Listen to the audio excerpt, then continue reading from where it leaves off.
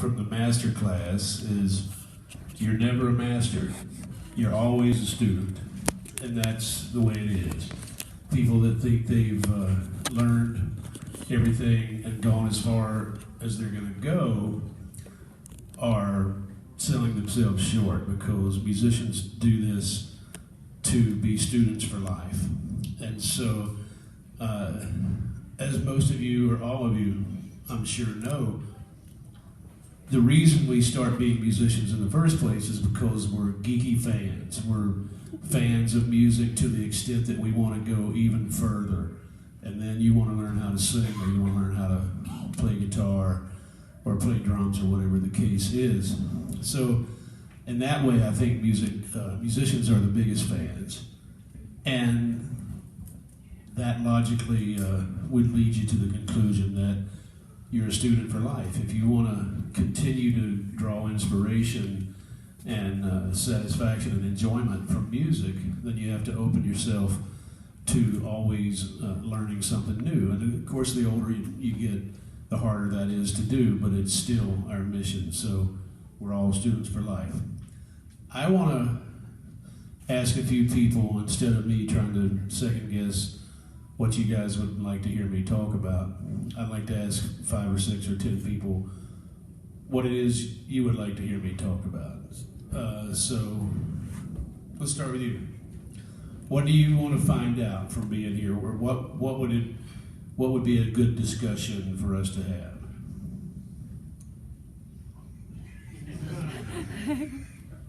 It can be anything, easy. Okay, you want to start? We're here to play with our music heroes, right? And you've had the great fortune of playing with so many of yours, Jeff Patton, B.B. King, and Eric Clapton. Is there someone that you aspire to play with going forward? I've been extremely fortunate that if I were to make a bucket list of people, especially guitar players, that I would like to play with, I've been able to accomplish that fortunately, and that's something that I don't take for granted, that I'm very honored and proud of. There's a short list left of people that I haven't played with. Mark Knopfler, who I really like, Jimmy Page, who and I've met both of those guys, we just never played together. Neil Young I've never played with. But I've been very fortunate to have played with most of my heroes. And thankfully, from being in a position of being with the Allman Brothers for so long, that I was able to become friends with all these people, and also made it my mission as a fan to be like, try to pursue that. Yeah. I know, I love your guitar playing, and I know, of course, you're going to talk about your guitar playing, but I also love your singing, and I'd like to hear you talk about how you developed your phrasing and your singing voice and passion with your singing. Well, that's a good point. I started singing before I started playing guitar. So all my early heroes were James Brown and Wilson Pickett and Otis Redding and the Four Tops and the Temptations and Sam and Dave.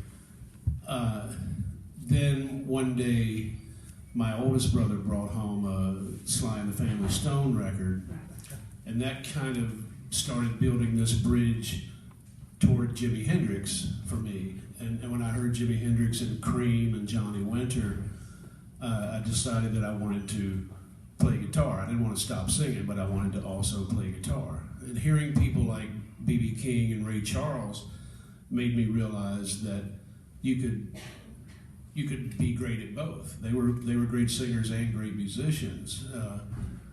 And so what I didn't realize at the time is that learning as a guitar player, learning from singers is probably the most important lesson you can learn, because phrasing, which you brought up, the greatest phrasers are singers.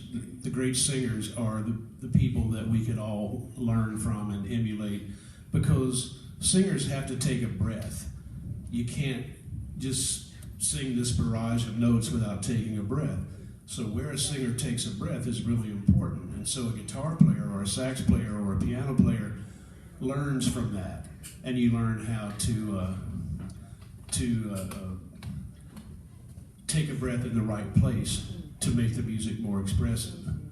I had dinner with Robin Ford last night, and Robin is a great example of someone who will play this beautiful long phrase and then pause for like several beats.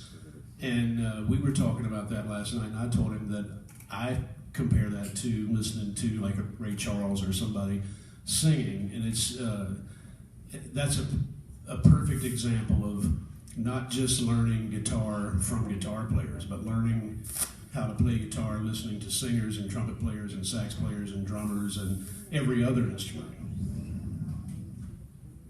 I have a question about tuning guitars, because I know with slide you like to have an open tuning because it's more slide friendly, but I'm also asking a question about how, I have a question about open tuning and standard tuning, playing different songs. When you choose to play something with slide or without slide, or maybe kind of a mixture of using fingers and slide, how do you decide which songs are most appropriate for slide versus non-slide, and open tuning versus non? And we can address this in the sessions, but I just was very curious to hear more about that.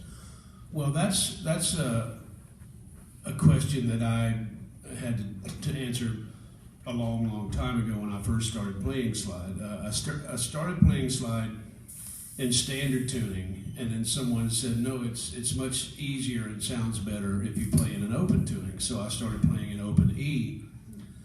And then I realized that when I was playing in standard tuning, I had more options, and I didn't have to translate what I was thinking to an open tuning. I could just think something and then play it.